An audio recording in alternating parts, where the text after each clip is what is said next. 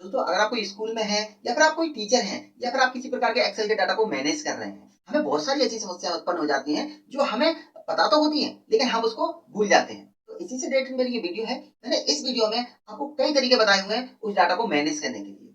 Video को पूरा देखना, स्किप मत करना। अगर मेरी वीडियो अच्छी लगे चैनल को सब्सक्राइब जरूर करना। दोस्तों मेरा नाम है मनोहर प्रजापति और आप देख रहे हैं आज के ज्ञान के चैनल को। आइए चलते हैं डेस्कटॉप की स्क्रीन पर।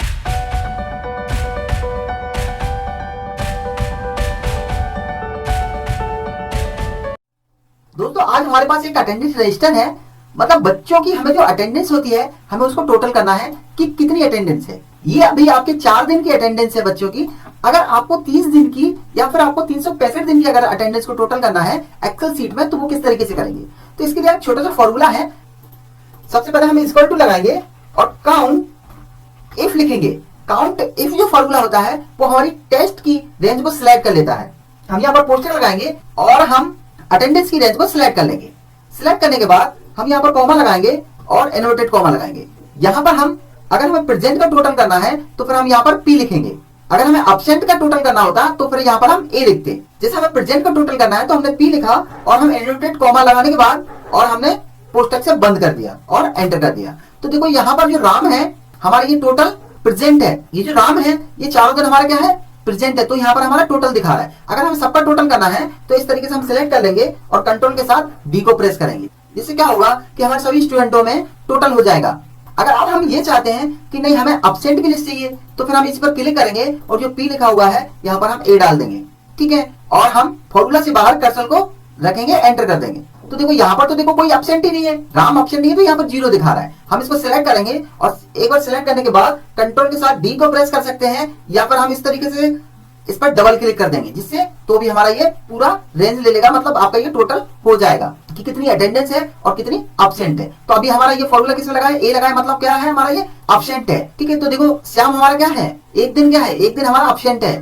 मनीष क्या है, मनीष हमारा 3 दिन एब्सेंट है। तो इस तरीके से अगर हमें अटेंडेंस को टोटल करना है तो इस फॉर्मूले के द्वारा एक्सेल में अटेंडेंस को टोटल कर सकते हैं। फिर चाहे वो कितनी बड़ी भी आपकी अटेंडेंस हो, कितनी लंबी भी हो, हजारों में भी हो, तो भी हम इसी तरीके से निकाल सकते हैं। दोस्तों हमारे पास स्टूडेंट का डाटा है और इसमें बच्चों के नंबर्स हैं जो कि हमें टोटल करना है। अब हम टोटल कितने तरीके से कर सकते हैं हम ये जानेंगे और हमें इन बच्चों की परसेंटेज भी निकालना है। प्लस उसमें जो परसेंटेज का साइन आता है वो भी हमें शो कराना चाहिए। तो सबसे पहले हम ये देखेंगे कि हम टोटल कितने तरीके से कर सकते हैं। सबसे पहले हम नंबर्स को सिलेक्ट करेंगे और हम जहां पर हमें टोटल लगना है उस कॉलम को भी सिलेक्ट कर लेंगे। सिलेक्ट करने के बाद एक ऑप्शन तो ये है, आप ऑटो सम पर क्लिक करेंगे, आपका ये टोटल हो जाएगा। दूसरा, अगर ये सभी नामों में आपको ये टोटल फिल करना है तो फिर आपको माउस का लेफ्ट बटन का डबल क्लिक करना पड़ेगा। जैसे हम डबल क्लिक करेंगे सब में ऑटो फिल हो जाएगा। एक तो तरीका ये हो गया। दूसरा तरीका हम यहाँ पर फॉर्मूला लगा सकते हैं। हमने इक्वल टू लगाया, SUM लिखा और हमें यहाँ पर हम पोस्टर लगाया और उस नंबर को सिलेक्ट करेंगे जहां से हमें टोटल करना है। हमने हिंदी वाले नंबर को सिलेक्ट किया और सेमीकोलन लगाया और हमने सबसे लास्ट वाले कंप्यूटर्स के नंबर को हमने सिलेक्ट कर लिया और यहाँ पर हम पोस्टर को बंद करेंगे और एंटर कर देंगे तो हमारा टोटल आ जाएगा। अब देखो दूसरा तरीका यहाँ ऑटो फिल करने के लिए, अब इसको कॉपी करेंगे और इस तरीके से आप इसको उस कॉलम को सिलेक्ट कर लेंगे। सिलेक्ट करने के बाद पेस्ट कर देंगे जिससे हमारा फिर से टोटल हो जाएगा। दूसरा तरीका तो ये हो गया। तीसरा तरीका ये है कि हम जहां पर टोटल करना है वहां पर हम इक्वल टू लगाएंगे और लगाने के बाद अल्ट को दबा के रखेंगे, 2 बार हम इक्वल टू दबाएंगे और एंटर दबा देंगे जिससे हमारा टोटल हो जाएगा। अब इसको अगर हमें फिल करना है तो फिर हम सबसे पहले इसको सिलेक्ट करेंगे और सिलेक्ट करने के बाद कंट्रोल के साथ डी को प्रेस कर देंगे जिससे क्या हो जाएगा, हमारा फिर से टोटल हो जाएगा। तो ये तो हमारा टोटल करने का तरीका हो गया। अब हमें क्या करना है कि यहाँ पर परसेंटेज चाहिए। तो उसके लिए हम क्या करेंगे, सबसे पहले हमने हमारा जो आउट ऑफ है वो कितने का है, आउट ऑफ। तो हमारा जो आउट ऑफ है वो हमारे सब्जेक्ट कितने हैं उस पर डिपेंड करता है। हमारे 6 सब्जेक्ट हैं तो हमारा 100 का हमारा क्या हो जाएगा, आउट ऑफ हो गया और हम इसको सिलेक्ट कर लेंगे।